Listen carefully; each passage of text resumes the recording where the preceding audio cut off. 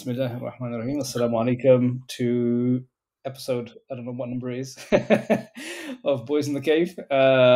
Myself and Tanzim, and joining us today is Ibrahim Moiz, who is an expert on Pakistan and Afghanistan, more so Afghanistan. Yeah, I see your face there. Expert, not the right word. You've written a book. You've written a book on Afghanistan and the Taliban, right? So yeah. I think that qualifies. I think that qualifies you as an I mean, expert. I think so. Yeah. Uh, Without wanting to toot my own horn. Yeah. yeah, Yeah. I'll toot it for you. It's fine. So joined by Ibrahim today to discuss the current Iran, Israel, Pakistan, everything that's happening currently in that region. So I don't think I need to introduce the topic too much, but I will just quickly go through a quick timeline of events. So it all kicked off on 13th of June, which as of recording this is 9 days ago, roughly. So it's 9 days of events. June 13th, when Israel launched some preemptive strikes on Iran, targeting some of their nuclear facilities, supposedly. But I think some of their missiles made it to, or bombs made it to Tehran as well. And then June 14th, Iran retaliated with some ballistic missiles and drones aimed at Israel, hitting Tel Aviv and Haifa, two major cities. And then this back and forth. June 15th, Israel conducted some more airstrikes. And then June 16th, 19th, there was backwards and forwards as well from them up until today. And the situation is kind of rapidly developing. When I was putting together the notes for this, I had to change them this morning because obviously we got the news that the US has now entered the conflict and has bombed 3 sites in Iran. This is the thing, supposedly crippling the nuclear facilities and crippling the nuclear ability, but other sources say otherwise. Other sources say actually the nuclear facilities are so deeply kind of underground that all that's really happened is a few tunnels have collapsed, and that's really it. So, and in amongst all of this is Pakistan for some reason, Yeah. which we'll get into. Pakistan is just there and has nominated Trump for a Nobel Peace Prize, which some people, and we'll get onto this because this is really interesting. Some people are like, this is a genius move, and I maybe I fall into this category. I'm not sure. Not that I'm a fan of the Pakistani army or that I'm a fan of Asim Munir, but some people have said that it's a brilliant 4D chess move that Asim Munir played by giving Trump what was basically a effectively meaningless kind of accolade or nomination in return for some significant geopolitical gains in the region. Before I bring in Ibrahim, I'm just going to plug a quick personal project on, and it's related to the topic. It's to do with Pakistan cultural and political satire. So I've launched with a friend of mine a channel called Awamse on YouTube. That's AWAM_SE Awamse on YouTube, and you can also follow us on Twitter at awam_SE TV, and the same tag on Instagram as well. And we're going to have weekly and monthly shows, satirizing Very the nice. politics. Yeah, and we'll get Ibrahim on there. This is the first he's hearing of it, but we're going to get, hopefully, inshallah, if things kick off, we'll get Ibrahim on there for some more long form stuff as well. So, okay, with that, let's get into it. So, what are your thoughts, Ibrahim, on what's going on? You must have must be going through your head, right? Well, my first thought was when it started that, like they're finally doing it because they've been threatening to do this for literally decades. And there's been a lot of, I don't want to say false alarms, but there's been a lot of hype. Every time something happens, people say, this is Right. US getting ready to go to war with Iran. And, in the last 15 years or so that I've been paying attention since I was a kid, it's happened at least 4 or 5 times that people say, US is going to go to war with Iran. And this is the first time that they've actually properly struck them, right? So I was a little bit surprised, and at the same time not really surprised, because we know that Israel has been pushing for these sorts of things for a while, and what Israel wants, Israel usually gets when it comes to the United States. So I I was a little bit surprised at the timing. Um, they were having nuclear talks. They were having the talks over the nuclear program. As you know, Trump canceled the agreement that they reached 10 years ago, which Israel had very strongly opposed as well. And Israel tried right now to assassinate the lead negotiator. Apparently, he's still alive. It was reported for a few days that he was dead, Ali Shamkhani. But they assassinated a whole bunch of the Iranian military command, the army chief, the chief of their revolutionary guard, all of these things, the air force commander. So they very clearly they got them all in one place at the time, or they picked their targets very they were very astute in picking their targets. But I don't think that they're that astute in the follow up. I think that they were just hoping that the Americans are gonna come in on our behalf as this escalates. And then, sure enough, yesterday Trump did begin the attack. I've heard reports saying that it's just like sort of a superficial type of thing. Uh, that I read an unnamed source, and the problem with this sort of thing is that there's always a lot of unnamed sources and things like that. But I heard an unnamed, supposedly Iranian source saying that, Trump had already forewarned the Iranians, and basically this was like a meaningless gesture. I don't know if that's true or not, but that basically everybody had evacuated. He did something similar with Syria in 2017, where they did, they were Russian soldiers, they were Syrian soldiers, and he basically warned them beforehand, and they all evacuated, and then he hit one of their bases. But I don't know if that's the same, if that's the case here, because on this occasion, unlike Syria, Iran is very strongly being targeted by Israel at the moment, which is like, I mean, Israel has been saying this for a long, long time. That for decades, Netanyahu, you can go back to when he was our age or younger, and he's been predicting that Iran's nuclear program is about to come to fruition just any day now. Um, but yeah, this is the first time that the Americans have struck at Israel's say so. I think, at least since this nuclear program began. So yeah, it's interesting times. It's a lot of people are talking about it being World War III and things like that. Um, I Yeah, don't, well, I don't. yeah, Sorry. I had this question as well. When I got asked this question, and I'm like, it's interesting. It's tough. I mean, the world wars were, I mean, from my point of view, colonial wars. So it doesn't make Mhm. sense for it to kind of to phrase it that way. But I understand the phrasing. I understand the phrasing of why people might say it's World War Three. And probably there is some colonial, remnants of it. But yeah, certainly they're bringing the region and the world kind of like into a very very dark period, right? Yeah, they're doing their best. Right, Yeah, leave no stone unturned. exactly, exactly. So in your from your point of view, why Iran now? Because as you say, right, for a long, long time, Netanyahu, Israel, we've heard this for ages that the nuclear facilities are going to be they're enriching it. They're there 99%. It's there, and then they're going to bomb everyone. Why now? I guess. So I was wondering the same thing, and I was thinking maybe it's because uh at this, I mean, people talk about Netanyahu basically continuing this genocide in Palestine, uh because he needs to hang on to power, and for that he needs a war. I think that could be part of it. I think the other thing is that a lot of that Iran has, in the last year or so, it's been sort of defanged very much. So they already had assassinations and things like that going on in Iran. There's been a lot of intelligence, counterintelligence sort of um, competition between Iran and Israel, even before these strikes. Um, and then we saw what happened to the Iranian allies in Lebanon and Syria, and also Trump very strongly courting the Gulf monarchies, which have always been pro-American, and the Americans in recent years, especially under Trump, they've been trying to make that pro-Israel as well, right? So um, I think for Israel, it was a good opportunity to strike, especially because um, negotiations had begun again. Like we mentioned, they Trump had basically unilaterally canceled the last agreement.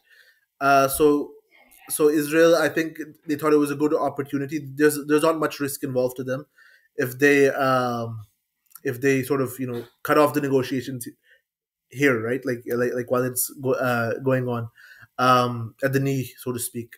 And by doing that, obviously, you sort of break any trust, and you sort of break any chance for a second sort of a deal between the United States and Iran, which I'm not sure would have happened anyway. But I think for Netanyahu, there's a lot of different positives that come out of this, and he knows that if the war gets, if it gets really bad, the United States is always there to clean up after his mess. So yeah, that's my educated Mm. guess.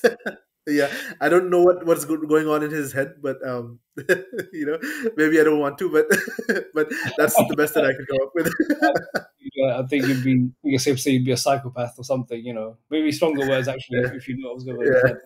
Yeah, I I had think a quick question, Ray. Would you think it's also a way to divert the attention from the Palestinian situation? Because, like, I've noticed, obviously, with the sentiments, especially a lot of people in America, like that, they have that natural hatred towards all Arab countries, or like, obviously, in this case, Iran, which is an Arab country. But like, they all put it in the same boat. You know what I mean? They're all the same. Like, yeah, whether yeah, it's Pakistan or Iran or like any other, I don't know, it could be any other Arab yeah. country, it's all the same to them. So this could be a way for the attention to be away from Palestine onto something else potentially. But I don't know if that's could be factored into the picture. I think that's probably a big side benefit for them. Um, we saw the so-called aid from basically from American mercenaries, and they've basically been gunning down Palestinians who have been coming for for humanitarian aid and stuff like that. And I think that they've killed something like 400 or 500 of them already in the last few weeks. So sorry, Israel is already getting they're already getting a relatively bad press. They never have too much of a bad press, but you even have sort of Western countries sort of saying that, oh, this is going too far and things like that. And I don't want to put too much credence into that, but I think it is a nice side benefit for Israel, especially because their whole sort of vanity has always been that, oh, the Palestinians or Hamas or whoever, they're remote controlled by Iran, right? Which is a very palpably false claim, but it's very convenient for them, right, to put all of their enemies into one basket. You notice that a lot of Western countries do this generally, but even places like Russia and stuff like that, they always like to have all of their enemies controlled by their one super enemy in the background. So the Israelis have been saying this about Hamas for a long time, right? And then you have people talking about, oh, Israel has weakened Iran by obliterating Hamas, which they haven't really done. But this is sort of the rhetoric that's going on, and it's also a way for just geopolitically, it's a way for them to sort of justify the deals and stuff that they're making with various Arab leaders. Essentially saying that, oh, this is against Iran, right? That's what the Arab leaders at least say, right? That, oh, this isn't about Palestine. This is about Iran. It's a nice excuse for them. Um, so I think just when this when there was a bit more pressure on them with regards to what they're doing in Palestine. Not much more pressure, but there was some there was some sort of muted sort of criticism of them that had been coming out in this spring, and there was also what they've been doing with the so-called aid sort of organization, and then finally there's also just the idea that okay, you can't kill off the Palestinian militants, okay, attack Iran and sort of frame that as your now we're striking at the we're cutting off the head of the snake or whatever. They always have these sorts of metaphors, but I don't think it has like it it practically does not have much to do with Palestine. From a rhetorical and from a sort of symbolic or whatever point of view for the Israeli public, but also for various Western and Arab elites, it's sort of useful for them to conflate Iran and Palestine. Yeah, It's it's interesting. Yeah, there's a lot of stuff to unpack there. A lot of interesting things you said there. let's start with this then, right? So there seems to be this narrative that a lot of, I mean, let's say what it is. A lot of madkhalis, right, are coming out with that, yeah, and something like the Israel Hasbara has picked up on, right? That this is Sunni versus Shia. What do you Yeah, make of yeah. that? I mean, you know, this is just blanket opportunism, right? You know, 22 years ago when they invaded Iraq, they said the opposite, right? That, oh, that we're going to be liberating the Shias from these tyrannical Sunnis, and you know, the same people, yeah, John Podhoretz, who's that neoconservative sort of bellwether in the United States. I remember, I think it was 20 years ago or 19 years ago, but I remember he had an op-ed talking when the Iraq war was going badly for them. He was saying, "Oh, this is because we're too nice. We should just, obliterate all these uh, Sunnis above age, whatever. I don't remember the exact age, but basically Sunnis of mature age. We should just obliterate them, and and then we'd win the war." So and now obviously he's a big fan of this supposedly pro Sunni attack, pro Sunni in scare quotes, because it's nothing of the sort. And then obviously, I mean, governments like Saudi Arabia and the United Arab Emirates, they've been sort of trying to domesticate Islam for a long time. And Iran is very useful for them in that sense, because, their cheerleaders, and you mentioned the Madkhalis in Saudi, their cheerleaders will just say that, oh, uh, this is being somehow done in defense of the Sunnah, right? I'm not sure what Sunnah it is that allows you to sort of, to ally with people who are cursing the Prophet sallallahu alaihi wasallam, and who are,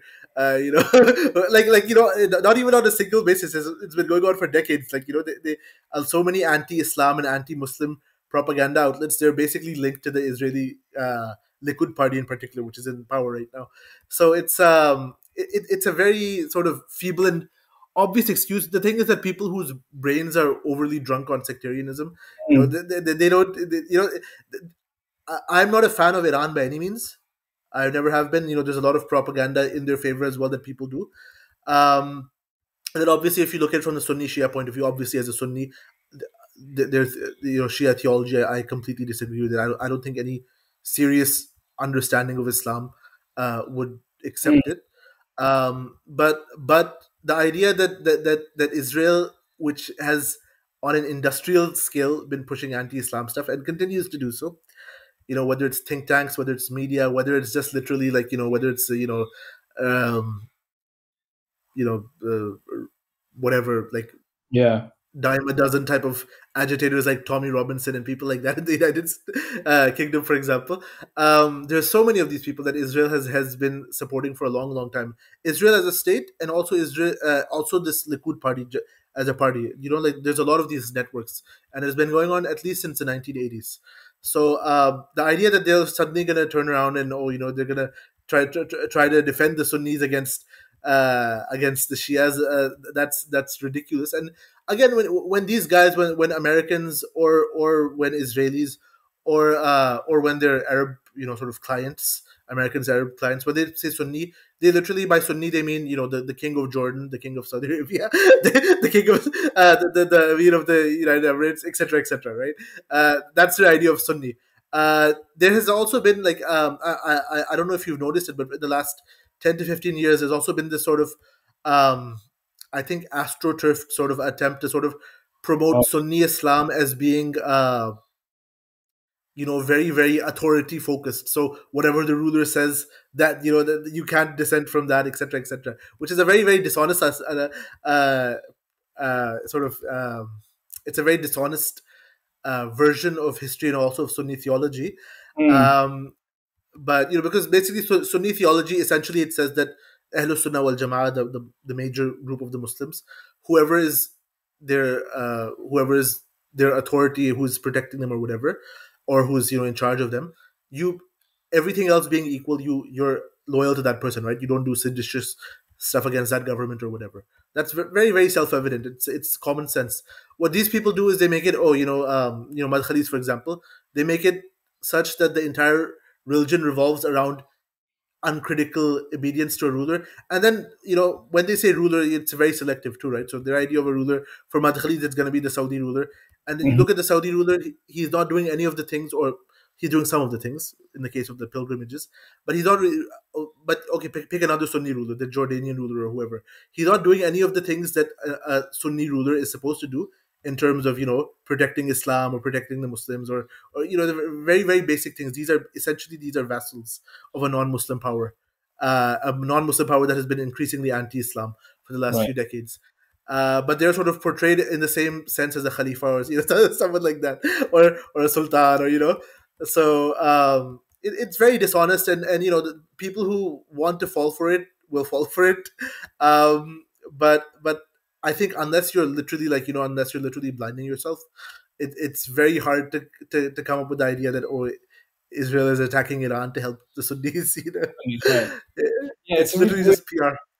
It's such a weird line of argument. Particularly, as you say, particularly coming from someone like Israel, who have at the same time, right? They've used the same concept to vilify Hamas, and so that they're kind of like Exactly. they're not Sunni either, really, or they're not really Muslim, or they're not really whatever it is, right? They have a weird, Yeah. ajib kind of understanding of Islam. So it's like, well, who's who's Yeah, left? who are you? Who are you to talk, right? Like, who are you to talk? The guy who literally, there was an account. I don't know if you saw it. I don't know if you're on Twitter much. Maybe Tanzim saw it, but there was an account called something Proud Kafir. I don't remember exactly.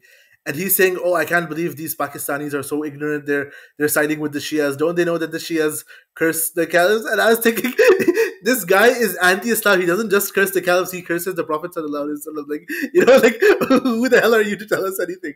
And people who are siding with Iran, they're not doing it out of. I mean, generally, they're not doing it out of a love of Iran. Maybe some people I'm sure a lot of Shias, I'm sure a lot of generally pro-Iran Sunnis as well. They exist, but most people who are doing it, they're not doing it out of a love for Iran, or they're doing it because they recognize this pattern, right? And they recognize the same people who have been genociding on on an industrial scale, very gleefully, very sadistically, Palestinian Muslims who themselves are mostly Sunnis for almost 2 years, and literally leaving no stone unturned to the extent that they're getting people to police universities in the West and things like that. They're getting Right. their football hooligans to do riots and things like that in the Right. Netherlands. These are the people who are attacking Iran. They're literally they're the most anti-Islamic or the most anti-Muslim, anti-Islamic government in the world. Maybe closely followed behind by India's Hindutva, who are also Right. their buddies, right? But Yeah. very obviously nobody with any sense is going to be supporting that, right? You're either an idiot or a liar or both. Yeah, exactly. Which actually leads me to a tough question, I think, morally or ethically to kind of grapple with, right? Which is, I mean, Iran's activity in Syria or its involvement in Syria is not, it's not insignificant. They Absolutely, really propped absolutely, up Assad and the Assad regime for 13 years, 14 years almost. absolutely, yeah. Provided them with intel and generals and money and so on and so forth, right? So, it's a question. On the one hand, you don't want to support the Iranian regime, because of that, right? Because of what they did in Iran. On the other hand, Yeah. it's you know what I mean? I think the best answer I would give to that is that you don't always want to be fighting the last war. A lot of people do this, they want to show that they're informed about Syria, which is absolutely true. Iran did an absolutely ghastly sort of their role in Syria was it was in terms of money, in terms of propaganda, in terms of just getting fighters over there. Even in some cases, sort of trying to resettle Sunni areas with Shias, just Yeah. because that was considered to be more politically reliable for the government. So nobody should be in any illusion that Iran is some sort of very benign actor. At the same time, Iran was basically defeated in December.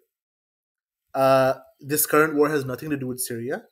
In fact, Israel is still in Syria right now.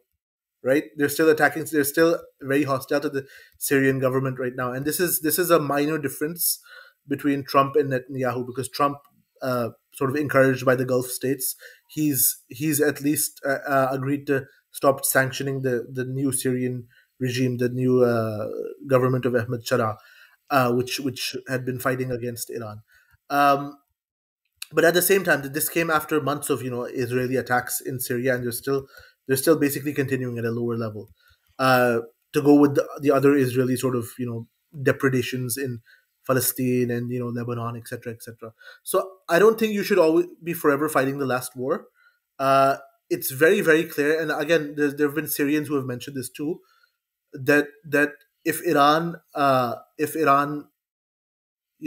sorry, if Israel succeeds against Iran, its next target is going to be Syria, because they're already starting. Yeah. Because they have always seen a non-dictatorial Syria as a liability, right? Because Syria, more than even other Muslim countries or other Arab countries, has always been extremely, extremely, even right from the founding days of the Syrian state, or even the Syrian independence sort of struggles in the interim between the world wars. It was very, very intertwined with Palestine. And this is one reason why the Assad family, the Israelis, did not really mind them, no matter how much PR that there is, that that they were somehow helping the axis of resistance and things like that. But Israel never wanted them gone, right? They saw them essentially as a check on this. Where the Israel objected was the fact that they had links with Iran. Basically, that was what Israel objected to. Um, so we should definitely not whitewash Iran, but what you're arguing about right now, it's saying that, oh, Iran did this in Syria. At the moment, it's immaterial to what is going on with Israel and Iran. It's not immaterial. It is immaterial in the sense that we shouldn't whitewash Iran, or we shouldn't whitewash their government, because we know their record. But and obviously, along with Syria, there's also Iraq, right? Which Iraq is basically a joint colony at this point of the United States and Iran. They both sort of jointly invaded in 2003. The United States obviously played a much, much bigger role, but Iran sort of hoping to preempt an American attack on Iran, which was being threatened for a long time. Even back then, this is like the mid 2000s, so 20 plus years ago. Even back then, Iran basically they sort of mobilized these militias and things like that. And essentially, what they did was, with the United States, they have a joint part. They have a love-hate relationship in Iraq, which is that they try to undermine each other. At the same time, they try to crush any opposition to the post 2003 government, which is basically an invasion government, like it was installed by occupation. So because of this, we shouldn't consider Iran to be some sort of saintly or very, very aggrieved sort of country. But you don't need to be a saint or to be aggrieved to have the legitimacy against this sort of Israeli thing. And the last thing I would just say is that look at what Israel did as well, right? Israel did not directly fight in Iraq, but Israel was the single biggest, like on a state level, they had been lobbying for an attack on Iraq since the 1980s, or at least since the Gulf War, so the early 1990s. Um, that was, in my opinion, that was the biggest motivation behind the 2003 invasion. I don't think it's controversial to say that. Oil and stuff, yes, oil was good for people like Dick Cheney. It enriched people like that, but it was like the icing on the cake. The central thing was people like Netanyahu going to the American politicians and telling them, oh, if you take out Saddam, it's going to have a great knockoff effect on the region, etc., etc. And if the Arab kings who were sort of, now they're cozying up to to Israel, the Arab kings who are now cozying up to Israel, if they just sort of tried to remember this, at that time, Israel wasn't just threatening Israel and the United States after 2001. They weren't just threatening Iraq or Iran. They were even threatening, like they were saying, okay, if you guys don't fall into line, you're next, right? Like there was, even against Saudi Arabia, there was quite a bit of sort of, this is like the center of Wahhabism and stuff like that. Dor Gold, who is Netanyahu's advisor, and I think he's still an advisor today. I'm not sure, but he's involved in some capacity. He wrote a book about Saudi Arabia called Hate's Kingdom, where basically he's saying that Saudi Arabia is responsible for all the extremism and whatever in the world. Ironically enough, 10 years after that, Dor Gold was in charge of of outreach to Saudi Arabia. So you have to sort of remember the backgrounds of these guys. They're not good faith actors. No, They're they're like very congenitally anti-Muslim, and that doesn't just include anti-Iran. It doesn't just include anti-Shia or whatever. It includes anti-Sunni, as we saw in Iraq. It includes anti-Arab. Um, and again, I would say if you look at Iraq, yes, Iran deserves a ton of blame for that. You look at Syria, Iran deserves a ton of blame. In neither of those places is Israel, much better. In fact, it was probably worse. Right? Israel has unprovoked launched attacks on Syria, right, since the new government came to power. And Israel was the one basically since 2013 or so who were telling the Americans that it's okay if the Syrian government stays. We just we don't want these extremists in power.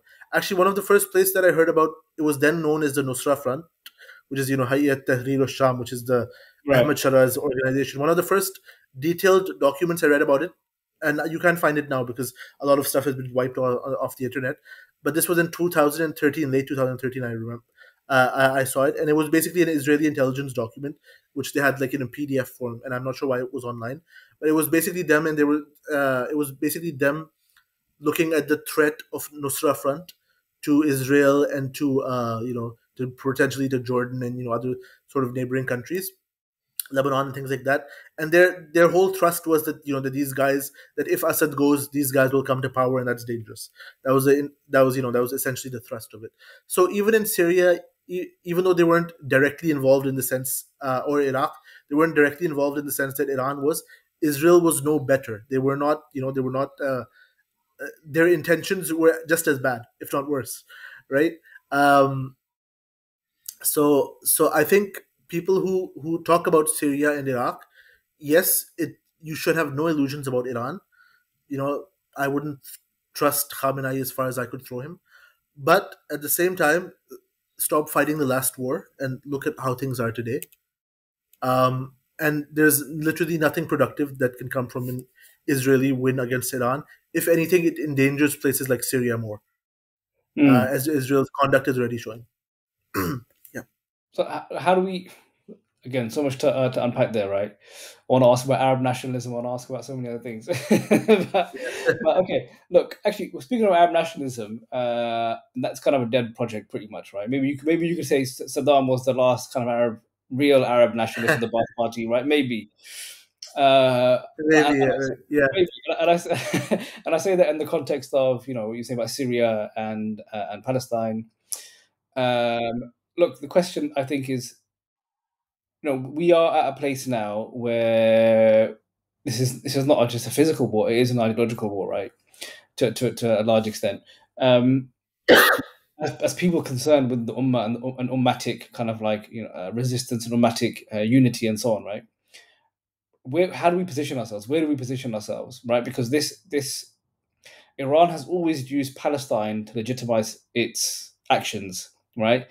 Right. So we saw obviously within Syria, we need to make, and this is very left kind of Marxist kind of almost way of thinking. We need Assad and his regime because of the axis of resistance, and they're funneling weapons to Hamas and so on and so forth, right? And they're going to resist Israel. Obviously, and to anyone who can kind of see that's blatantly false. So, look, is there a danger of kind of? See, this is the problem, right? I think Palestine is such a sore spot for us, such an emotional spot for us, that we have allowed ourselves to be led by hardcore left. And don't get me wrong, I think some of the actions early on when the genocide started, right, like so the trade unions stopping, physically stopping shipments of arms going, I think absolutely we need to get on board with that, and we need to get on board with kind of those actions. Palestine Action, I think they're doing an amazing thing by physically stopping some of these things. Trade unions putting out the message that their members shouldn't be involved in any kind of production or transportation of arms. I think that's absolutely amazing. It's where the ideology starts to creep in. And I think that's it's a sore spot and it's a blind spot for Muslims, right? Because we're like, our language of resistance when it comes to Palestine is very, very much led by the left. And I think that's because that's because they are so good at articulating. I'll give it to them. They're They are so they're they're very good at articulating, and also, I mean, a lot of them are very sincere, which is very impressive to see. it's true. And the other thing is that if you articulate it from a more conventionally Islamic point of view, it might have security issues for you. It's not, Oh, it's not.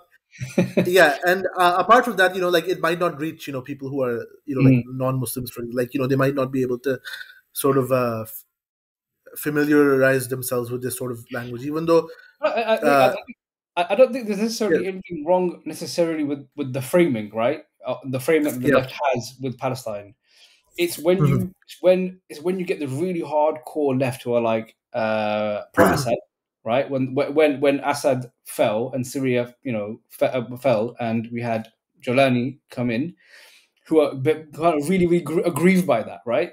And who are Yeah, now yeah, talking about Iran as this really great kind of lion of the Ummah. Not the Ummah, yeah, yeah, that language, but you understand what I mean. yeah. This really great kind of resistance to everything that evil, everything that's evil in the world. Um, that's kind of the problem, isn't it? It's kind of like you know, Yeah, there's I mean, I don't know how much of it is ignorance and how much of it is sort of partisanship or whatever. But a lot of for a bunch of different reasons, a lot of leftists, they sort of see Iran as, like the good egg or whatever you want to call it, right? Like the good apple in the region. Um, and obviously, they point out things like, oh, these Gulf states are in bed with the United States, which is true. And the fact that that the United States launched the coup in Iran and things like that, which is also true. But but they definitely have a blind spot on Iran. And part of the reason, again, I think one reason that they've gotten very close to Iran in the last 25 or so years, 25 years, there's a few reasons, but one of them is that there's been so much rhetoric, right, about attacking Iran, right? Like, even when Iraq was attacked, people were saying, oh, Iran is next, which the neoconservatives did want, right? And Israel also wanted that. So you can see why people were sort of paranoid in favor of Iran. At the same time, Iran itself, contributed to the invasion of Iraq. Iran contributed to the invasion of Afghanistan before that. People talk about Iran being like, I don't know. It's not the case anymore. But like 10 years ago, people would have maps showing Iran surrounded by American bases, right? mhm, And that's true. But a lot of those American bases came after Iran, basically essentially helped the Americans conquer Iraq and Afghanistan. So so the thing is that there's very little. I don't even, I mean, you can make a point, like, if you're being very ruthless and stuff, like, oh, Iran does what needs to be done and stuff like that, right? I have a relative who's like that. He's Sunni, but he had lived in Iran during the revolution, like, during those days. He'd right, studied there. So he's not a Khomeiniist or anything like that, but he is very, very simple. Like, if they're ruthless, he says, well, they're ruthless because they have to be ruthless. right, Essentially, they do what needs to be done. When the Taliban came to power in Afghanistan, he said to me that, oh, well, they followed the Sunnat, which is to be sort of pardon your enemies and stuff like that. But they could have done what the Iranians did in the early 80s. And the Iranians in the early 80s, they were like, in a total revolutionary fervor, right? They were making threats, and they were like, imprisoning people. They were basically essentially they outsourced the hostage taking of the American embassy to prevent a coup against themselves, right? Um, yeah, so so he was saying that, oh, basically they did what needs to be done. So you could make a point that, oh, Iran is being ruthless, and okay, forget about if about Iraqis or Syrians or whatever they want to say. If you want to make that argument, then don't pretend that you're speaking from a humanitarian or a or a universalist point of view, right? Because there's no need for any there's no justification for for Iran helping to invade Iraq and sort of launching sectarian militias and things like that. When they fully well know better, right? Like the Iranians, a lot of people they say that Iran is just motivated by Shia, fervor and stuff like that. But if you look at the Iranian government, they were sort of since Khomeini, they're not like they're not crazy sectarians in the sense of some of these Iraqi groups, for example. They will coexist with Sunnis who are politically not bad for them, right? Whether that's Sunni Kurds in Iraq, for example, or some of these groups in Lebanon and Syria. They're not rabidly anti-Sunni from an operational point of view, even if they have sort of a superiority idea of Shiaism, sort of Shia exceptionalism that we're always victims and stuff like that, and Iran is always a victim of foreign conspiracies and things like that. But they're not people who will just see a Sunni and just blow his head off or something like that. That sort of but they're very happy to use people like that, whether that was in Iraq, whether that was in Syria, right? The idea that in Syria we're going to go and defend the shrines and whatever from these rabid Wahhabis or whatever, which there was never in danger, right? Even during a phase when there were some more extreme people in Syria or in Iraq, the Shia community there was never at mortal peril the way that Iran portrayed it, right? And Iran very much sort of took advantage of the sort of insecurity of, for example, Iraqi Shias in when there were like suicide bombs and stuff happening, and basically Iran used that to sort of portray itself as the protector of the Iraqi Shia, and in doing so, they unleashed a lot of these really rabid sort of militias as well. The sort of people who are like in the Iraqi Interior Ministry and police and stuff like that. It's a very old story, but the point is that Iran was very, very cynical in doing all of these things, right? They didn't need to do it. They could have spread their influence another way. They chose to use these sort of very ruthless and sort of bloodthirsty ways of doing it. So when people act like Palestine exists in a vacuum, and like, if Iran sends one weapon to Palestine, that justifies, helping invade Iraq. That's just, that's just like, you have to sort of question, first of all, their moral standing, but then also secondly, question like, the cost benefit type of thing. Is it worth ripping down Iraq or ripping down Syria so that you can send one gun? Or, like Iran has actually sent, they have been better obviously than the Gulf states, and this is why they compare themselves to the Gulf states a lot and act like there's nobody else, in the sense of supporting Palestinian militants and resistance and stuff like that. But it's not something that the Palestinians have been. It hasn't been a lifeline for them, right? Like there's so much homegrown stuff there, and operationally, ideologically, from all of these points of view, the Palestinian groups have always been autonomous. And this isn't just the case with Iran. It was the case with Egypt during the days of Nasser. It was the case with Syria during the days of Hafiz Assad, and Gaddafi and all of these people. Each of them sort of portrayed themselves as the sort of the patron of the Palestinians, and Iran is basically the latest one that has been doing this. And if we can rightly criticize these other governments, we can do it with Iran, right? You don't have to have this sort of rosy-eyed or rose-tinted gaze that Iran is like like the whole axis of resistance thing, right? It's a complete farce. It's basically they took the fact that Iran and that the United States and these neoconservatives were calling them part of an axis of evil, which was also fictional, and they said, okay, you know what? Let's just go with that term and rephrase it for our own PR, sort of to make their own regional games and stuff like that look moral, essentially. But again, as you can see in places like Iraq, even to some extent, what do you call it? Sorry, what am I saying? Yeah, even to some extent in Syria, but definitely in Iraq, you can see that the axis of resistance, there's the resistance part is very much secondary. The main part is like the axis. Thing. Right. I was going to say, let's not forget that Ismail Haniyeh was assassinated in Tehran on Revolutionary Guards Watch as well. Which, exactly. Whether you believe Iran was involved or not, it's not a good look for GC. I think we have talked about Pakistan like separately, you and I. Yeah. and how Pakistan very often uses things like, the Pakistani military very Mm. often uses things such as Kashmir and things like that, which are genuine, legitimate causes, very very sore crisis points, but they sort of use it as their own PR sort of thing, even whether or not they're contributing, Yeah. Yeah. right? And Iran does something very similar. Iran is essentially like, the Revolutionary Guard is their version of this. People talk about them being clerics and stuff like that, like, the mullahs, they always say. Right. But the Iranian mullahs, the people like Khamenei, all of these, or even Rouhani, all of these guys, they were basically, all of them were essentially generals in the 1980s against Iraq. So Mm. they do have a very strong, they have a similarly sort of security focused view of the world. That's not to say that they don't have any morals or they don't have any principles or whatever. Even in Pakistan, you'll find some generals or some officers, maybe less now than was once the case, but you would find, here and there, who are very sincere and stuff like that.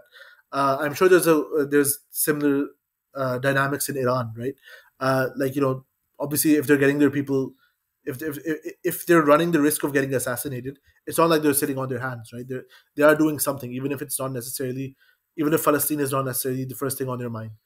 But it's not that like they're sitting on their hands either. But at the same time, they milk it and they use it in a very cynical way, right? Which is that they essentially use it as a chip for their national interests, which is something that that Egypt used to do in the 1960s. Sort of pretend that the Palestinians are sort of united behind Egypt and stuff like that, right? Right. And this is Yeah. what Yeah. Israel likes to pretend too, right? Israel like to pretend that the Palestinian Liberation Organization was just a tool of Egypt, and now they pretend the same thing about these Hamas and these groups with Iran. So it's very convenient for Israel as well to sort of say, oh, there'd be no problem if these other countries didn't interfere, but Mm. it's just a giant bubble. Right. And yeah, and we've seen like Israelis sort of or pro-Israeli sort of media as well, especially in the West, sort of portraying this as, oh, um, Iran is defending itself. Sorry, Israel is defending itself. I keep mixing them up. Israel is defending itself from Iran because look what these Palestinians did, when the Palestinians and the Iranians are basically separate, right? Yeah. But it suits them very much to pretend that it's one thing. Right. Right. Since you brought it up, let's move on to the Park Forge. Yeah. I want to put that right now. I'm not a fan of the Park Forge. But as I said earlier on, right, when we were talking in the introduction about Asim Munir, for people who don't know, is the incumbent. Well, now he's Field Marshal, actually, Field Marshal Hafiz Asim Munir, right? Who Sayyid Asim Ahmed Munir Shah, just to get the whole the whole thing, right? Field Marshal. That's the highest rank. That's higher than Ayub Khan, I believe. I think Ayub Khan No, was. Ayub Khan was also Field Marshal. No, he He's was Field also Marshal. Field Marshal. Okay, Yeah, so yeah. first one since Ayub Khan. So that's higher than Zia, Musharraf, Bajwa, Yeah, yeah. all these guys. Wow. Yeah. So Ayub Khan. Okay, so he's now the highest since Ayub Khan. 5-star, isn't it now? 5-star general, Field Marshal. I think it's 5-star. Yeah, 5-star. Yeah. Right. Which is amazing. He practically gave the title to himself after the India-Pakistan. Yeah. And now he's playing television. It's crazy. Yeah. All right. So I said earlier on, right? I thought it was a smart move by him to nominate Trump for, and this is maybe controversial to a lot of people. I can't wait until Pakistan Twitter gets hold of this clip. If they get hold of this clip, and run wild with it. But I think, actually, in fact, I think there are two camps in Pakistan. I think there is one on this side, the 4D chess, and I think there's the one on the other side, which is like Narpak Forge. Which, okay, fair enough. Yeah. I think it was a smart move. You're giving this guy who's got a big ego, this completely kind of like, it's not no one takes it seriously. No one takes the Nobel Prize seriously, right? Yeah. And so you're giving him that for geopolitical gain, potentially, right? Yeah. We assume. That's my take. What do you think? I mean, you can definitely see what they were trying to do, right? Which is just to butter him up because he's someone who likes to get buttered up.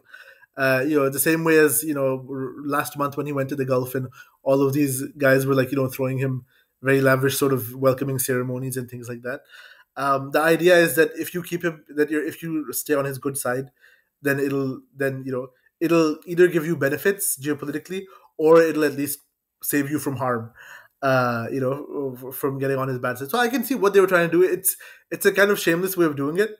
But given how Trump is obviously obsessed with getting the Nobel Peace Prize, I'm not sure why he's so obsessed. Maybe because Obama got it, which was also equally ridiculous. But You say the same thing, yeah. yeah, but okay, yeah, sure. If you want to nominate him, okay. It looks funny because the next day is when the United States attacked. So, yeah, so it looks funny from it was basically shameless. Even if it had worked, it was basically shameless. But it looks ridiculous if it doesn't work. If it does work, then okay, you've given platitudes, and in return you potentially get some some benefits from it. I think um, just even him visiting the United States and stuff like that, it was just sort of a way to stay on Trump's good side, and to some people were saying, oh, they're plotting against Iran, which I don't think it's the case at all. The Pakistani army does not want Iran to fall, No. right? Or they don't want chaos and stuff in Iran for sure. Because that could very, very easily spill over into Pakistan, right? A lot of people like to blame Iran for like insurgency and stuff like that happens in Pakistan. I'm not sure how true that is. I know that there have been Indian agents and stuff like that. They have been cooperating with India. You're talking about In Balochistan, I'm not convinced that it's as deep as people say, because Iran does not have a huge interest in destabilizing Balochistan, except maybe the thing is that that entire border area, it's an area that has a lot of smuggling, a lot of sort of informal networks. It doesn't have to be a giant conspiracy. Having said that, in other sort of in other ways, Iran has sort of backed India, or at least been less friendly to Pakistan than might be the case. For even with Kashmir, right? They were originally quite sympathetic to Kashmir, and then they sort of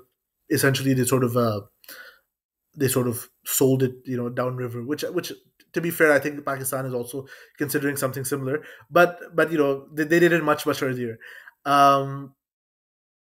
So it's not in Pakistan's interest. I don't think the army is stupid enough, or the military is stupid enough. Whatever else their faults, they're not that stupid that they think it's in their interests for Iran to get sort of overrun by a very, very frank, very hostile power, which has already targeted the Pakistani nuclear program, right, in the past, before it came to fruition and stuff, and one that's already very, very close to Israel anyway.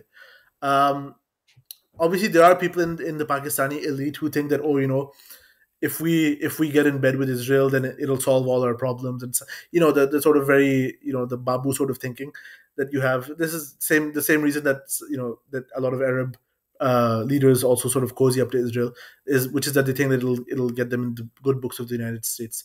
But I think nothing I've seen so far indicates that this is an institutional or a widespread thing. There are a few loser influencers and a few lobbyist type of people like that. But I don't think it's a widespread thing, and it would be a big risk to Pakistan. I mean, just from the army's point of view, it would be a big risk for them to get in bed with Israel. So I would be shocked if they were happy with this.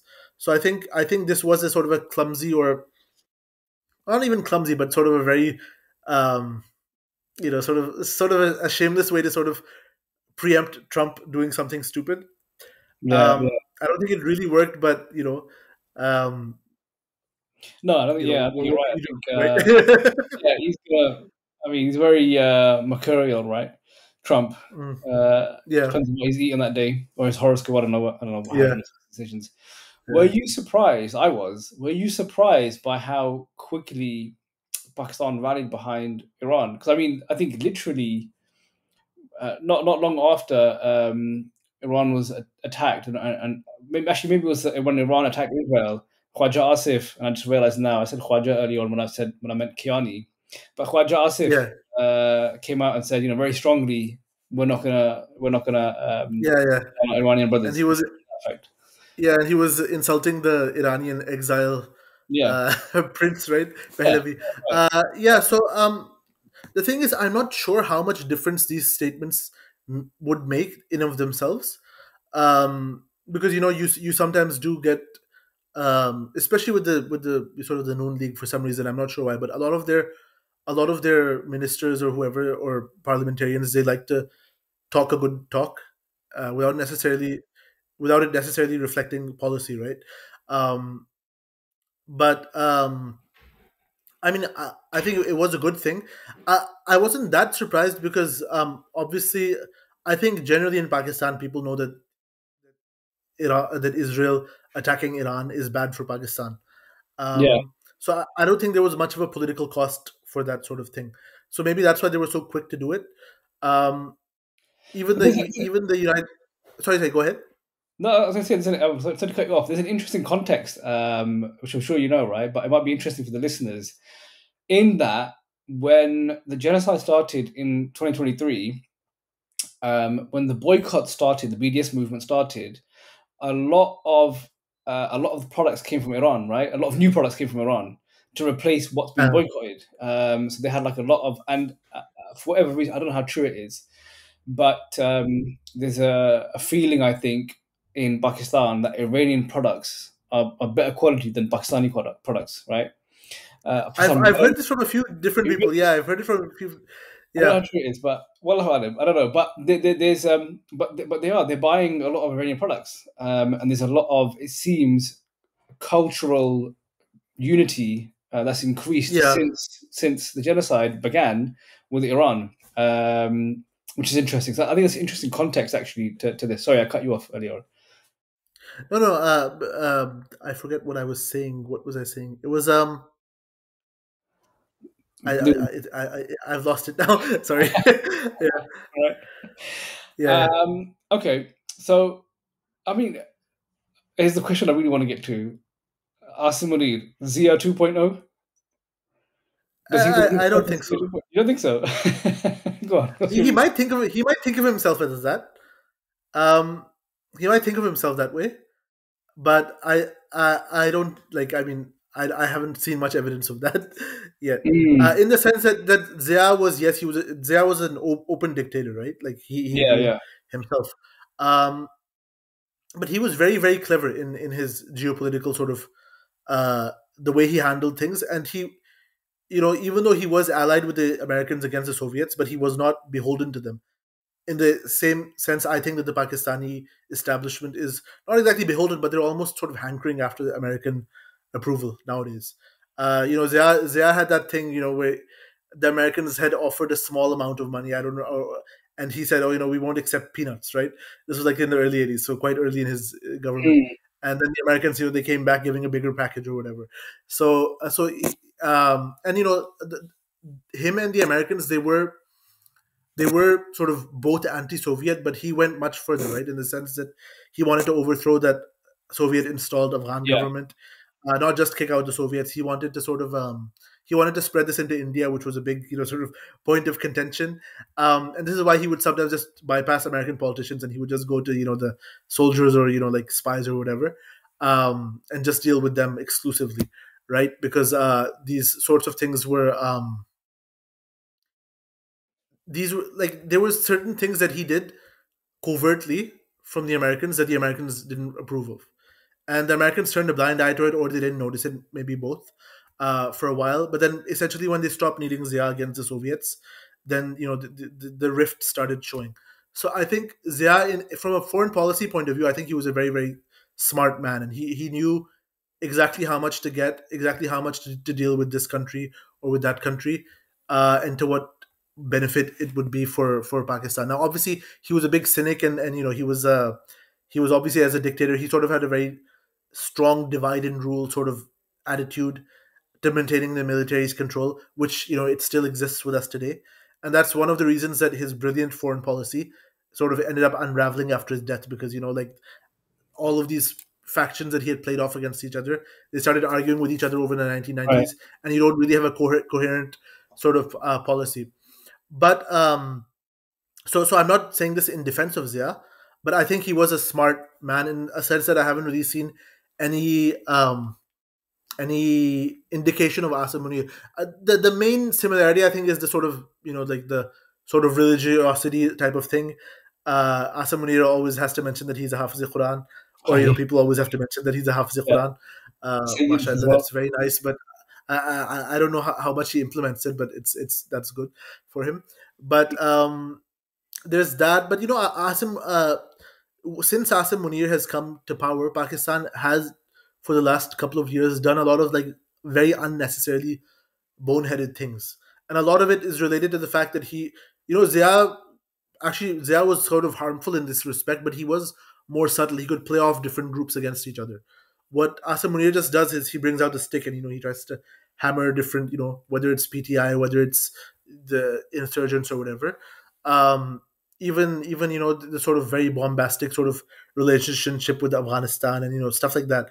He had, so far he hasn't really shown that he's that he's very clever in sort of managing, or very subtle in managing these sorts of things. Uh, I think he has a much more sort of blunt, why did you question me? He's always had a reputation as someone who's very intolerant of dissent, even before he was like army chief. So in the 2010s, he had this reputation among some military circles that he's someone who doesn't take criticism of the army and stuff like that kindly. So he's from that sort of school of thought, like Pakistan Fauj number one, etc., etc. So now the question is he is he doing it just for himself? Is he doing it to further Pakistan's interests? Um, Critics would say he's doing it just for himself, or for his preferred people in government. But then especially last month, his stock went up a lot, right? Which is, even though he didn't really have much to do with it, but Pakistan did um, sort of embarrass India in that very brief sort of fight for a week or so. And that's why he became field marshal too, right? Even though, again, he didn't really have much to do with it. Right. But so I guess my point is that I don't really see the I don't really see the operational sort of comparison with Zia. I see how one might say that he's trying to be like that, in the sense of sort of harnessing religion as, or religiosity, and sort of saying that, what a nice pious army chief we have, things like that. Yeah. But yeah, I think, well, obviously the international situation is different nowadays. The internal situation is different nowadays. Um, One comparison you can make is that Zia, he was very fearful of the People's Party, which at that time was sort of a populist party. It isn't anymore, obviously. And this guy, That's interesting. Asa Munir, is very Actually. sorry. Go on. No, finish your thought, then I'll come in. Yes, and Asa Munir is very fearful of another populist party, which is the Tehreek-e-Insaf party. So there is that sort of comparison. But I think so far, I think Asa Munir has just shown himself to be a more blunt force type of person, compared to Zia, who was, for all his flaws and all of his schemes and stuff, he was quite clever in Yeah, how he yeah. did this stuff. Yeah, No, he was. you were saying? Yeah, I was going to say it's interesting you mentioned the People's Party point, because one of the other foreign policy things that happened, and we're getting slightly off tangent now, slightly off the topic of Iran and Israel and Pakistan. But obviously, as you know, Bilawal Bhutto was in the States as well, doing foreign policy stuff at the same time as I think they kind of overlap the trips. But that's interesting that he's kind of de facto head of a hybrid government that is including the People's Party. Yeah. That's interesting. That's interesting. Yeah. But what do you think about his role vis-a-vis? So, as we know, Zia was instrumental in kind of setting up the Taliban in Afghanistan and supporting them and funneling money to them. Yeah, the Mujahideen. Yeah. What do you think? Do you think Asim Munir might see himself similarly in Iran? I mean, they're not kind of Taliban and kind of I don't in that same fashion, but do you think he sees himself as playing a similar role? I don't think so. And from what I've heard, this is just speculation, but I've heard that he is not fond of like Iran or pro Iran. Like he's one of those sort of establishment people who think that every country is backstabbing Pakistan, including Iran. It seems to me that he's from that faction. I haven't heard it from him. And I don't know that he has the contacts and stuff like that in Iran the way that Zia did in Afghanistan with the different Mm. mujahideen groups. Um, if you look at their if they look at their west-facing policy, I don't mean west capital W. I mean like towards the west, directionally. Uh, Zia was partly he was successful with Afghanistan because he sort of treated it as his own sort of cause almost, right? Whatever else you want to say about him, he was very a very strong supporter of the Afghan insurgency against the foreign invasion. Um, I don't know if Asim Munir would want to play that role. Um, the other thing with like even if you look at Asim Munir, the sort of the expulsions of Afghans and stuff like that that's been going on, I think he Yeah. sees his role in a more narrowly realist, or not realist, but more narrowly statist sort of way, right? Which is that that hum Pakistani and these all these other guys are just ripping us off or hurting us. Like the interesting thing with the Pakistani military, right? There's just like some other parts of the Pakistani elite, but I think it's more pronounced in the military. Is that you have certain guys who really believe this idea that Pakistan's army is the army of Islam, and ISI is the invisible soldiers of Islam and things like that. But they actually fervently believe this, right? They would like to see this, and they have solidarity with like with different Muslim causes and stuff like that. And I think the 1990s were sort of, or the 1980s were the heyday of those sorts of people. They slowly got sidelined during Musharraf's period, but they got really sidelined in the last 10 years or so. I think what's much more common now is a version. Musharraf had this idea of sabse pehle Pakistan, which is it's essentially just saying that whatever helps Pakistan, that's what we should do, which sounds nice, but then you realize that it makes a false dichotomy that, in order to help Pakistan, you have to ignore your neighbors and stuff like that. That's essentially what it ended up being, right? And it didn't help Pakistan at all, what he ended up doing. And I think with Asim Munir, you sort of have a mixture of these two things. So you have the thing that where you talk about religion and stuff a lot, but at Mm. the same time, that religiosity, as far as I've seen, is only channeled towards a very very Musharraf-esque, just Pakistan, nothing else, Mm. right? If something bad goes wrong, blame the Afghans, things like that. I mean, I hope I'm wrong. Maybe I'm being too cynical. But so far, everything I've seen from Asim Munir, I haven't seen a lot of I haven't seen a lot of what we would call ummatic, or sort of that sort of trend that would be very open to assisting Iranian opposition. Now, obviously, this is sort of premature too, because we don't know if the Iranian government is gonna fall. If it fell, then then you can support opposition to the new regime, the new American-backed regime or whatever. Um, I don't I don't think it's going to fall that easily, and I'm not sure if even Trump wants that to happen. Just because I don't think he wants a long term sort of entanglement, right? Right. I think for the Israelis, for them, just as much chaos as there is as Yeah. possible. Right. So even the Israelis, they're pushing this Pahlavi family very strongly. But if the Pahlavis don't come to power, I don't think the Israelis would care too much. Their main focus is just making sure that Iran is not able to present a challenge to them. Just Mm. destabilization, basically, for the sake of Mm. destabilization. So yeah, so there would be a lot of things that would have to come into view before we can say that an Afghanistan type situation would emerge in Iran. And I also think, maybe I'm oversimplifying it, but I think that Iran is much less hospitable as well for an insurgency compared to Afghanistan. Um, maybe Yeah. maybe I'm wrong, but I think Afghanistan it's a sort of country which has always had a sort of very weak sort of central authority, right? So it's very easy to have resistance, especially if there's like a non-Muslim invader. Yeah. It doesn't take much. I'm not sure if Iran is the same. Maybe I'm wrong. They definitely had that. They had that sort of zeal in their war against Iraq, which was sort of portrayed as a religious war for them, right? Um, but it was also a nationalist war and things like that. But again, in that war, it wasn't really an insurgency. It was just a huge Iranian army and a more technologically advanced but smaller Iraqi army. Mm.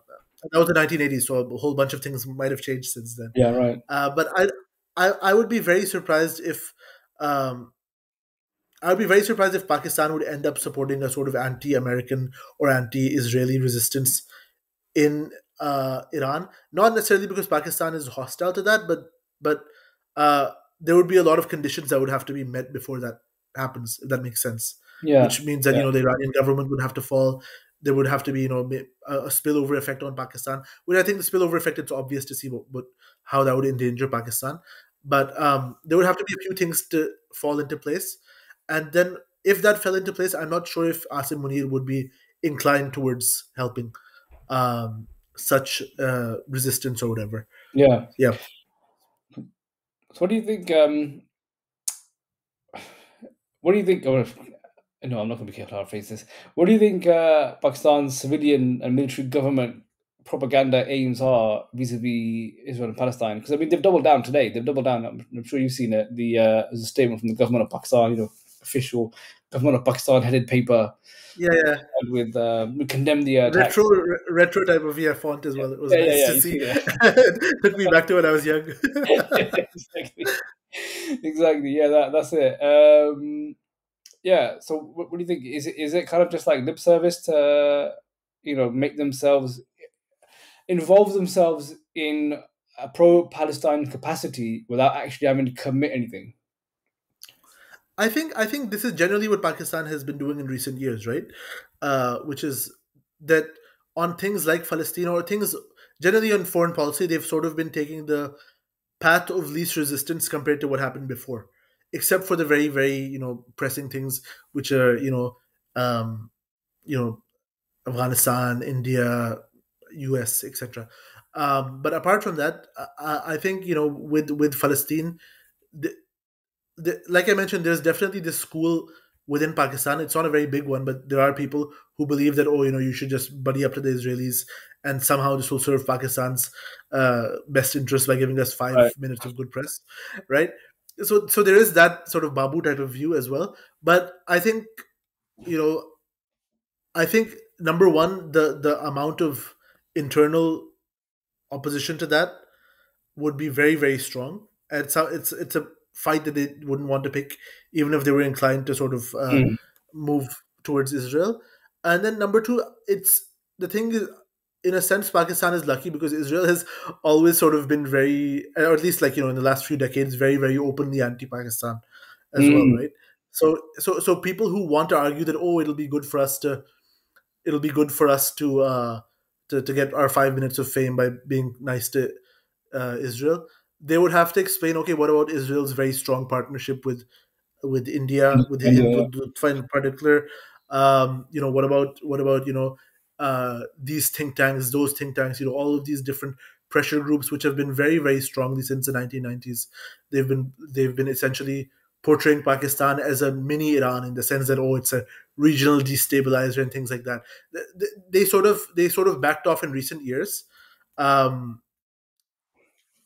they sort of backed off in recent years when the Americans are sort of trying to co-opt Pakistan. But at the same time, I don't think there's any love lost there.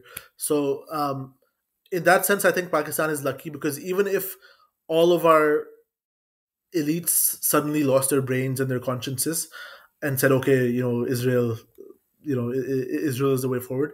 Um, Number one, the general public is very very hostile to it, and then number two, Israel itself is so hostile, and their right. buddies in India are so hostile that you can't really make that case, or it's very unlikely that it would go far. What Pakistan might end up doing is something similar to what the Gulf states have been doing, which is that okay, we're formally we have solidarity with the Palestinians, and essentially what they do is they say, we recognize Palestine, we recognize Mahmoud Abbas essentially, and Mahmoud Mm. Abbas, as everybody knows, is a lame duck, right? But Mhm. this sort of gets the formality out of the way, and then behind closed doors you might have people saying, okay, uh, you know, we're not officially dealing with Israel, but we have shared interests via the Americans, right? And this is how a lot of these Arab monarchies ended up slowly but surely dipping towards Israel, which is the idea that Israel has so much influence in the United States, and since we're friends with the United States anyway, why not just go the whole distance? Why not just take the plunge? Right. So I think that's a bigger risk for Pakistan, but um, that's the sort of thing that takes years and years to to fall into place. You know, even nowadays, even within the Gulf, which a lot of people sort of complain about the Gulf being very apathetic and stuff like that. But even within the Gulf, there's a lot of social pressure that we don't hear about. It doesn't make it to the news, right? Or it very rarely makes it to the news, in the sense that people are very, very unhappy with with what's going on, with what their government is doing. Even in countries like the Emirates, which is interesting because that sort of, at least to my mind, and I think to the minds of a lot of people, that's sort of like it's like the archetype of the sort of sellout type of Arab monarchy. But Yeah. even there, you've got people who are dissenting against stuff like this. And when I say people, I mean like citizens, right? Whose views might matter. Yeah, but I mean, it's something I think would be very hard to pull off in Pakistan. Mm. It's Yeah. it's a real paradox with Pakistan, and it's, on the one hand, the really strong feelings, as you say, right, about Palestine and the Muslims in Mhm. Palestine, and as you already alluded to, what they're doing with the Afghanis, right, and kicking them out en masse. Yeah. Afghanis have been there since birth. And CPEC. No, We never got to CPEC. yeah. No, the Afghan thing is very interesting because even when I was growing up, so like this, like 15, 20 years ago, um, there was this sentiment of Afghan Pakistani bhai bhai stuff, right? Like Right. Musalman bhai.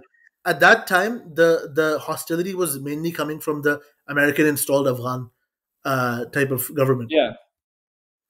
In the last 10, 15 years, Pakistan essentially to square the circle. This is what the Afghan government, during the American occupation and also during the Soviet occupation, they wanted to present themselves as a legitimate national sort of government that cares about Afghan independence, etc., etc.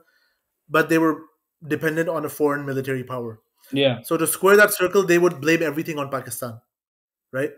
And then people who have their own access to ground with Pakistan or whatever, they would sort of jump onto that bandwagon. Um, and Pakistan, you know, I don't know if we have enough time, but they essentially played a double game with the Americans in Afghanistan, which Mm. is that they sort of helped them, but they didn't go help them as much as they liked, and they sort of had a foot in both camps with the Taliban as well and with the Americans as well, and sort of as a way to keep in the good books of the Americans and to justify being friends with the Americans, while at the same time, sort of rebutting these attacks by Afghan politicians who are the beneficiaries of that same partnership. Pakistan decided to, instead of confess that, we might have made a mistake, we shouldn't have helped the Americans get in, because they want to stay with the Americans, they say, everything is because of these Afghan, because of these Afghans, right? And Afghans are, it slowly goes from becoming a criticism of Afghan politicians, which is absolutely fine, to becoming a criticism of Afghan people, namak haram and stuff like that, right? I'm sure you've heard these sorts of things, that they're just ungrateful and things like that. Oh, we sheltered them, this and that.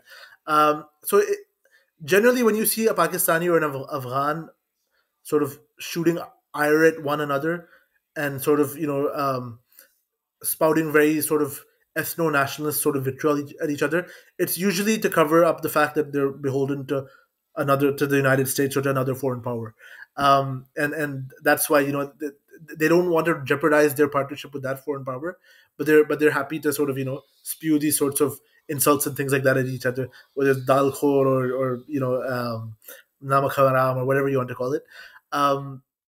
But in Pakistan, I've noticed this thing for the last 10 or so years. And it's a very much a top-down type of thing, that there's certain parts of the Pakistani elite who are feeding this idea down. And then in 2023, it sort of materialized with the deportations of Afghans, right? Sort of scapegoating them for everything that's wrong. But yeah, it's an interesting paradox, like you say, but it also sort of comes to what I was talking about with Asim Munir and with some Pakistani elites, which is that yes, they'll mention Islam and stuff like that, where it suits them, but that only as far as it suits them, no further, right? Mm. So yeah.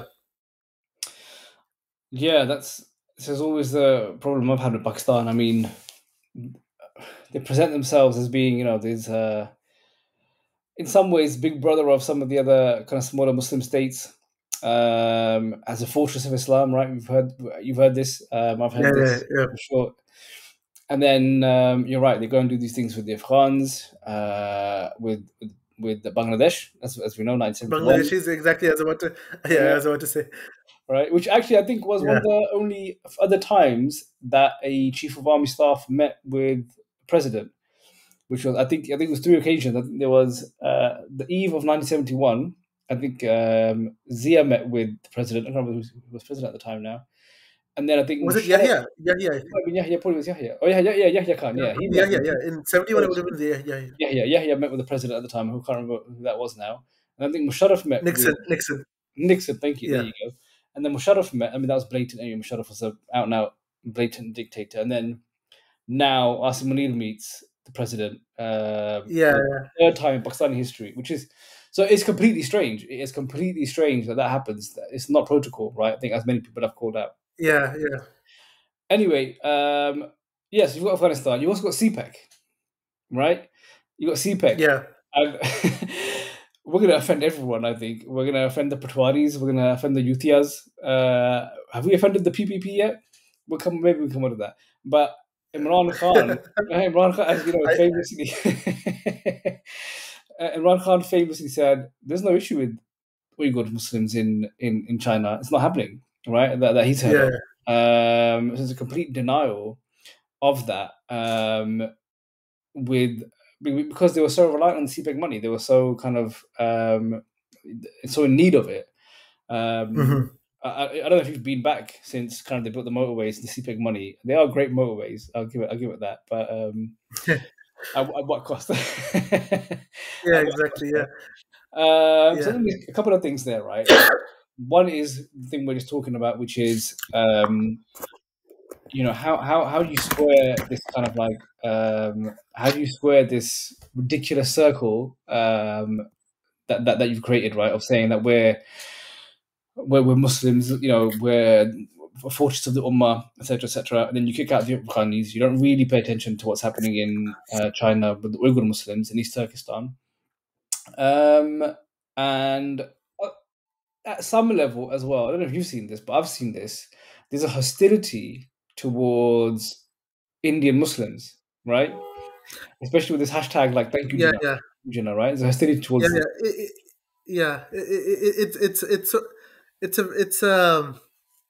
mean, that's sort of a triumph of nationalism over even historical reality, right? Because but go ahead. Yeah, so and obviously Bangladesh as well, as we know. So I've lost my train of thought as well. That's my question. So, but anyway, look. Here's the point. My point is, how can the government and the army and culturally square that circle, just by kind of linking themselves with Palestine? Number two, the other thing, now that we're mentioning CPEC and China, is what do you think? What do you think China and Beijing's response is going to be to Asim Munir going and flying after seeing Donald Trump and nominating him for this thing? Especially because they've invested so heavily in the infrastructure of Pakistan, and that they're so reliant on the infrastructure of Pakistan to, effectively use it as a road, right? Pakistan is transit, exactly. Part of the Belt and Road, yeah, exactly. Thank you. That's exactly what I'm transit to get to the deep sea ports in the south, in Gwadar, if I'm not mistaken. Sorry, there's a lot of questions there. So I'll start, since you mentioned Indian Muslim. I mean, if you look at the Pakistan movement at the start, the way that the Muslim League gained popularity was basically through channeling the sort of pan-Islamic type of fervor, right? Which had been there during the Khilafat movement and stuff like that before. But in the 1930s, because of Hindu nationalism and stuff like that as well, a lot of people sort of became disillusioned with the Congress party. A lot of Muslim allies of the Congress became disillusioned, and they moved towards the Pakistan movement at that time. And people like Jinnah and stuff, they were very skillful at sort of managing this coalition.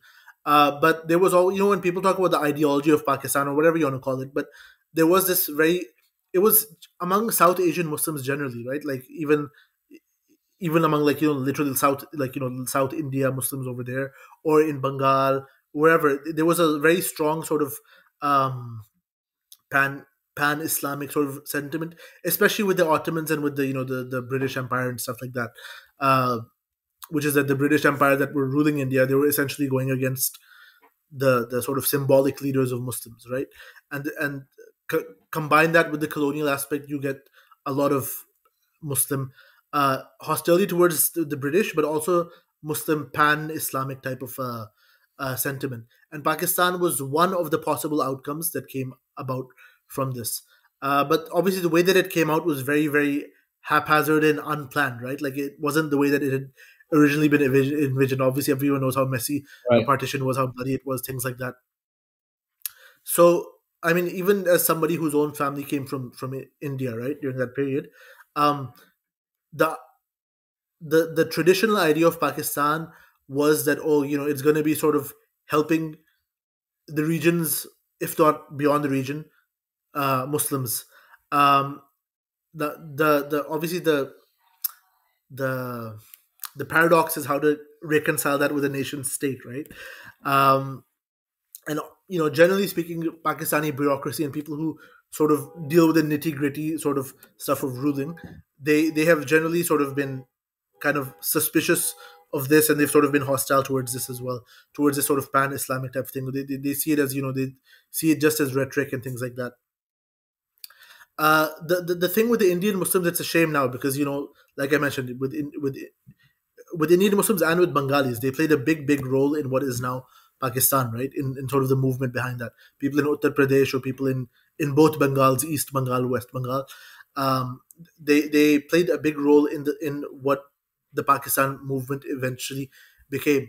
And if Pakistan sort of cuts itself off from its quote unquote ideology and just assumes just a only Pakistan type of thing, then you get these sort of clumsy sorts of things where on the one hand you're demanding that people acknowledge that, oh, look what Pakistan did for they gave a passport to this guy in North Africa against the French, or they gave or they expressed their solidarity with the Palestinians, or they did this or that. Pakistan, in fairness, Pakistan has done a lot of ummatics. Like there has been a lot of good ummah focused stuff as well in Pakistan, which we shouldn't deny, on and off.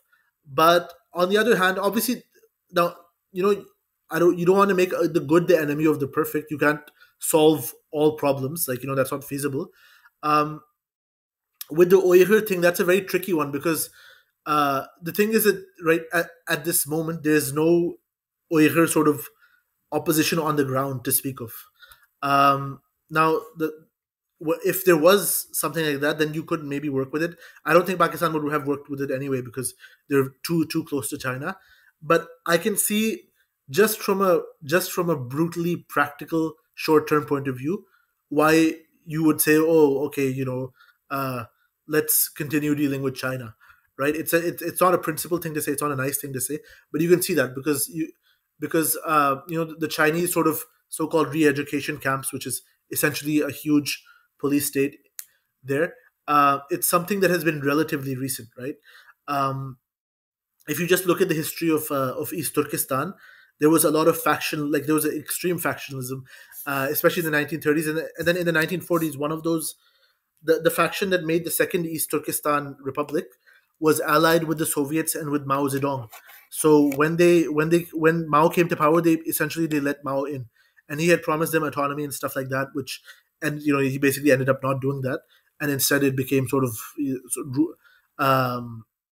ruled by by the Chinese majority or whatever, with all the bad stuff that came with that. But it's a little bit tricky with the East Turkestan thing for that reason. That doesn't downplay at all what's been going on there. Extreme brutality and this sort of internationally policing Uyghurs and stuff like that. But I think it's something that's very hard to. So that's an interesting Sorry? point. It's an interesting point there that you make. Again, I think we're risking maybe getting off tangent, but it's a very interesting point. And I want to clarify for the listeners. I think what you alluded to is the Han Muslims who are seen as being Chinese, right? Hui Muslims, yeah, Hui Muslims. Hui Yeah, Muslims. that was part of it. That was part of it, yes. That was part of it, but even between the different Turkic Muslims, there were a lot of rivalries. Because, China at that time was having its own civil war, so there was the Maoists versus these various different, the nationalists and this and that, and there were foreign powers entering. So there was a lot of cut and thrust in China generally, and then also this also sort of affected politics within East Turkestan. And I think that was one of the reasons that East Turkestan didn't last very long as a After maybe a year, I an think, wasn't entity. it? Something like that, a year or two. Yeah, exactly. Yeah, Like yeah. that. And then the second one lasted. In The second 36. one lasted essentially 2 years, and then it volunteered to go back under Soviet pressure, basically into China. So they didn't do themselves many favors. The leaders of it, obviously, I'm not talking about the people in general. The political leaders didn't do themselves many favors. So the thing with East Turkestan is it's hard to see how to operationalize any support for the Uyghurs. Now, even if it was possible to do that, I'm not sure that Pakistan would do that. I'm not saying that they're only prevented by circumstance. I think a lot of Muslim countries, or a lot of countries generally, are attracted to China because China doesn't ask questions; they just make deals and stuff I like think, that, yeah, right? you're right, and it's harder to, I think, boycott in Pakistan Chinese goods, right? Because Yeah, not just technology, but Jingis, right? For instance, yeah, exactly. such a massive kind of cheap way to sustain yourself for many people who are poor, right? It's Yeah, almost impossible to boycott that. I think one Chingiz maybe, yeah, I don't know, it's maybe a few lakhs yeah, maybe, if that. yeah, Something in Bangladesh as well. The Yeah, ties with exactly. China, very deep ties there. Like I think the sentiments in general in Bangladesh, I'd say, is pro Chinese, especially after the Mm. fall of Sheikh Hasina. So I mhm, think that's definitely a problem as well that doesn't really get addressed from the Uyghur standpoint, unfortunately. yeah. No, the Uyghur thing, it's very it's very hard to see what can be done about it because China has so effectively mixed, external diplomacy, which they're nice to all of these countries. They give them loans or whatever, blah blah blah, and at the same time they've totally put a police state in like So it's very hard to have any sort of political or even military or whatever you want to say. If you're inclined towards militancy, it's very hard to do that. If you're inclined towards negotiating with the Chinese leaders, it's very hard to negotiate on any terms that are not blatantly selling like the Uyghurs out. So I'm not 100% sure what can be done about that. Uh, I think for us in the West, it's just we should do what we can in terms of pressure or awareness. It But seems like in Pakistan that there's not really, I don't know, So let me juxtapose Palestine and the Uyghur Muslim situation to Kashmir, right? So when everything kicked off in, was it 2017, 18? I was in Pakistan at the time, and you had billboards everywhere, of Kashmir burning up Pakistan, right? Which yeah, personally, I'm like, wow, that's a very colonial statement. Personally, that's my reading of it. yeah. They were everywhere. There were these billboards. People had the Kashmir stickers on their cars. You could not escape the Kashmir issue in Pakistan at the time. When I went more recently, just after Ramadan, just after Eid, there was maybe, I think we saw two, three Palestine flags, if that, in Pakistan. Which is not to say Yeah, yeah, that there's not felt in Pakistan. It is felt in Pakistan because at the same time that we were there was national demonstrations, and massive right, right. in Karachi, Islamabad, Lahore, even where I was at the time, Samundri. There were marches everywhere. There was even some attacks. I don't know if you saw this, but there were some people basically who not raided, but like attacked KFC branches and basically I like see. I didn't know. I didn't. yeah, you don't see this. Okay, there were some videos of people basically going into KFC branches, kind of like saying to patrons that, "What the hell are you doing?" and kind of like Yeah, force yeah, them to leave the food and leave the establishment and try to boycott it. But the thing is that you just don't see it. It's not visible. It wasn't visible. There wasn't Palestine flags yeah, anywhere yeah, on the trucks, in the buildings, etc. And the same thing with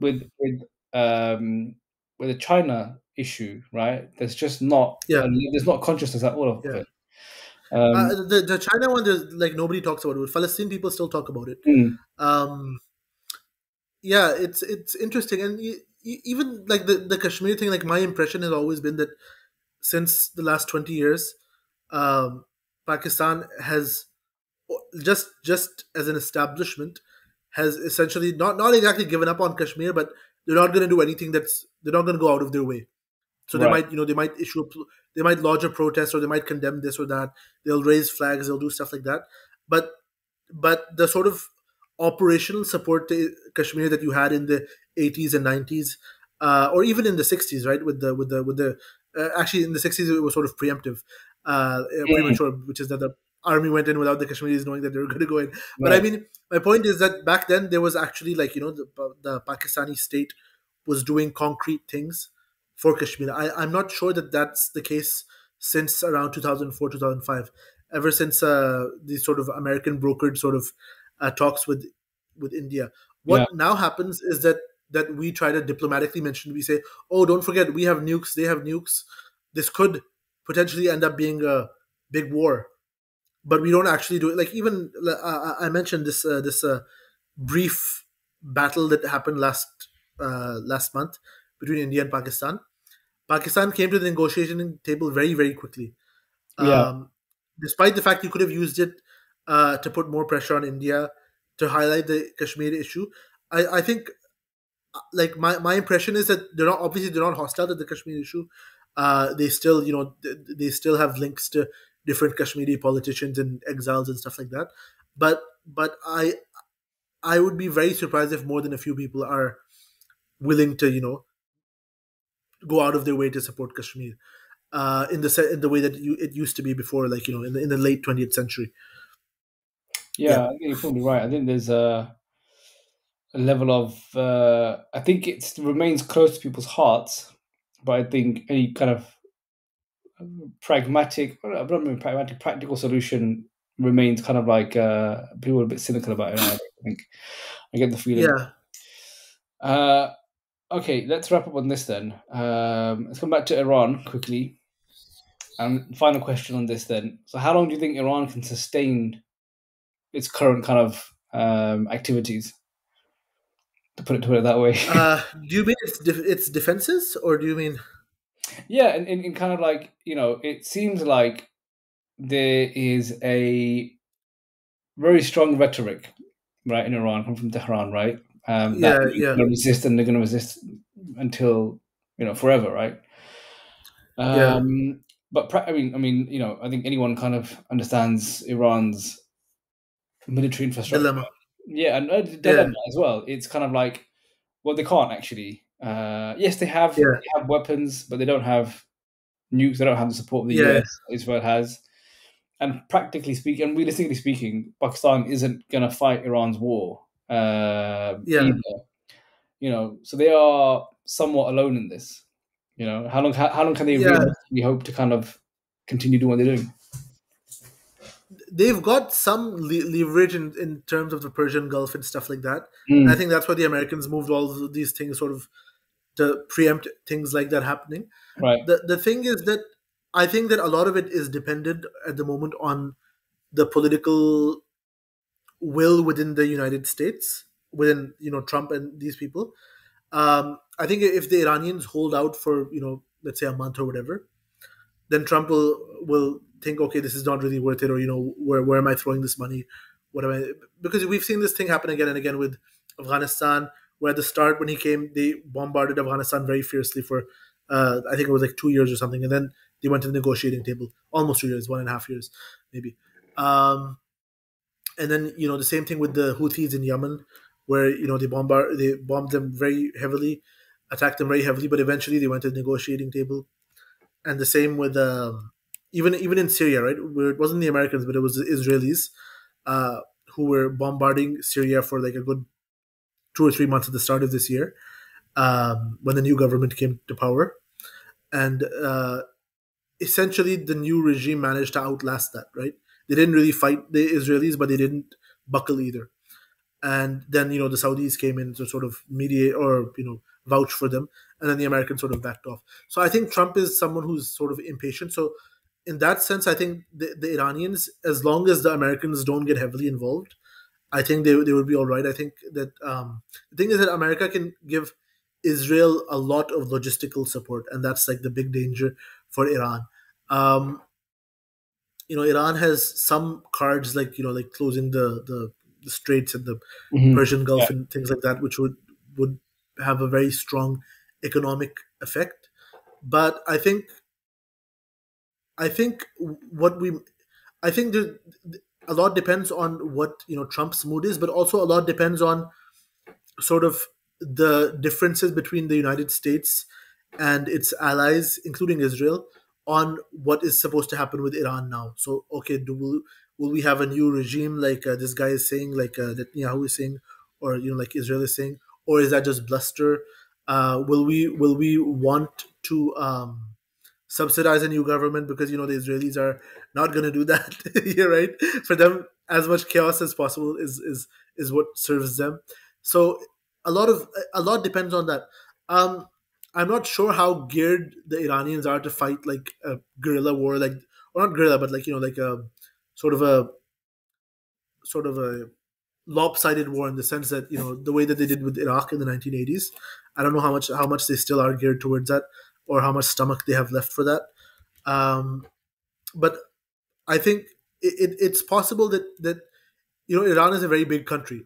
If they hold out to some key areas, I think it's possible, if they hold out for like say a month or whatever, that they could, if essentially uh, force the Americans to sort of reconsider, or sort of cut off Israel, and say, because the United States, if they do decide to cut off Israel, they've got all the leverage, right? They have all the in practical terms, they can say, okay, you know what, we're not going to fund this anymore, we're not going to support this anymore.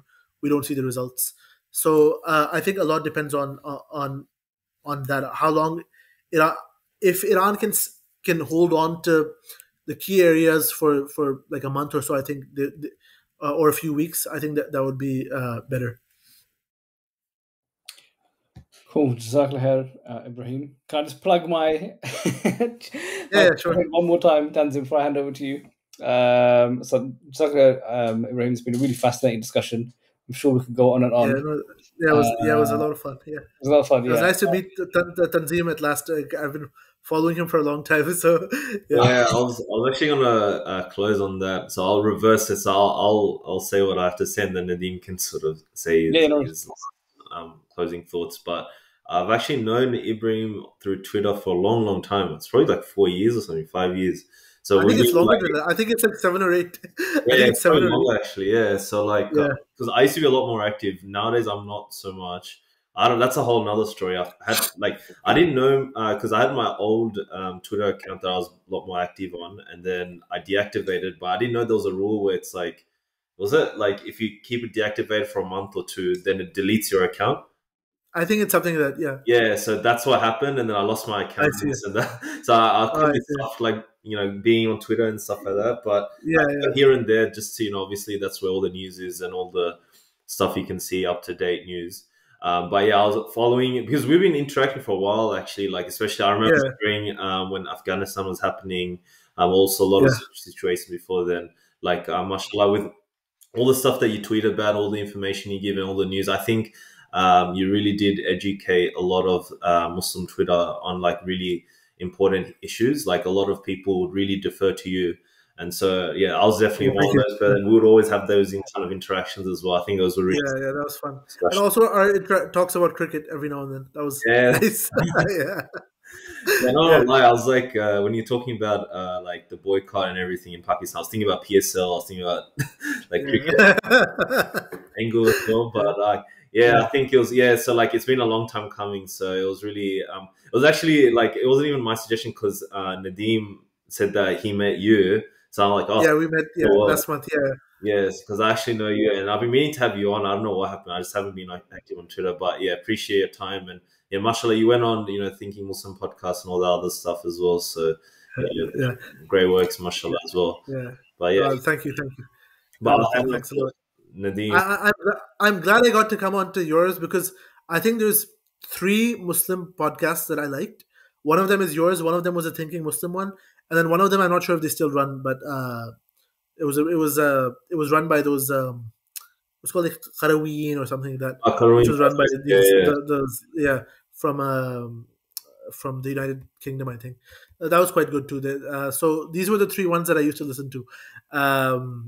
So yeah, it was very nice. When Nadeem invited me, I thought, oh, that's nice. I'll be Yeah. invited to the cave. But Yeah. you're based in UK now? Is that I'm doing my master's in UK. I'm here just for this week in Canada because this is the only week I get off until for the next 3 months. So okay. yeah. So I'm here, yeah, just with my family. Okay, mashallah. But yeah, it was Yeah. definitely pleasure having you on, and with your expertise and sharing that as well. I think that's really important. Like these kind of discussions, yeah, as I said, like on Muslim Twitter, it was only a few. It was like I can't remember the other names, but I know that like whenever there was something like happening on the ground or in a Muslim country or some news development, like you're always on the ball, mashallah, and always like reading about it. Thank you. So No, yeah. Alhamdulillah. Alhamdulillah. Literally, like out of all the people I follow, I'm like, you're the man to follow on Twitter. Like, thank you. So it took the place of employment for a lot of my 20s. No, thank you. That means a lot. Thank you.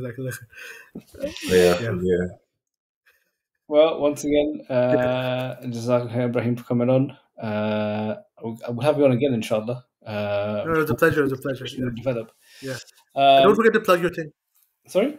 Don't forget to plug your. Yeah. So obviously, subscribe, like, follow Boys in the Cave across YouTube, Twitter, Facebook, etc. And my own personal project, which we're just launching. We're going to have some, hopefully, some good political and cultural satire from Pakistan in Urdu. So it's Awam Se TV. It's on Instagram and Twitter at Awam, AWAM_ Se TV, which is SETV. So AWAM_ SETV. And we're on YouTube as well. You can check us out there. We're going to have weekly Pakistan survival guides. We're going to have weekly Pakistan news roundups in a satirical way, and we're going to have monthly in the more in-depth shows. And inshallah, once we get kind of more established, we'll have Ibrahim come on and do some more long-form stuff for us as well. Oh, inshallah. Thank you. Yeah, inshallah. Yeah, that would be nice. My honor. That's it from me. Mashallah, I'm definitely tuning in. My in-laws are all Pakistani, so I want to practice. Yeah, true. So that'll be good. Yeah. I'll wrap it up there, inshallah. So appreciate everyone, tuning into this show. So check us out on YouTube, subscribe to us there. We're on Instagram, we're on Twitter, on Facebook, etc. So make sure to like, comment, follow us on those channels as well. And inshallah, like we're trying to be regular again. So support us and share our content, inshallah. So from our special guest Ibrahim, we wish you all the best, and our co-host Nadeem as well. We wish you all the best. This is Tanzim signing off. Assalamu alaikum. Assalamu alaikum.